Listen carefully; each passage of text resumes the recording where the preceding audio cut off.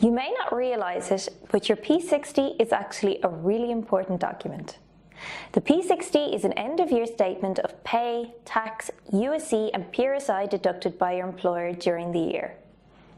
If you are employed in Ireland on the 31st of December, then you should get your P60 between the 1st of January and the 15th of February. Now, let me explain each section. The top part of your P60 shows your personal details such as your name, address, PPS number, tax credit and rate band information. It also confirms the year. Section A confirms your gross taxable pay for the year, and this figure is calculated after any pension contributions have been deducted via payroll, which may explain any difference when you compare this figure to your gross pay as stated in your contract of employment. Section B confirms the total tax deducted for the year. If you change jobs during the year, the tax paid will be divided into that paid by your previous employer and that paid by your current employer, giving a total summary for the year. Section C will show any local property tax deductions you paid via your employer.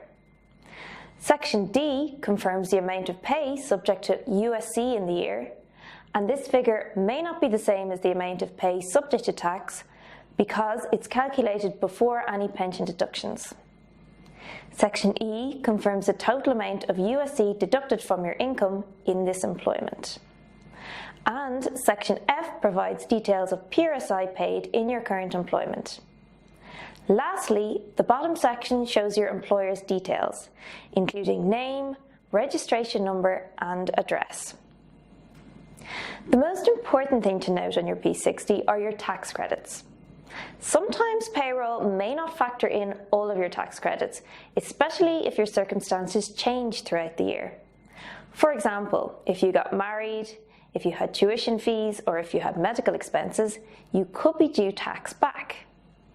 In this case, you may be able to claim additional tax credits after the end of the tax year, which would mean a tax refund.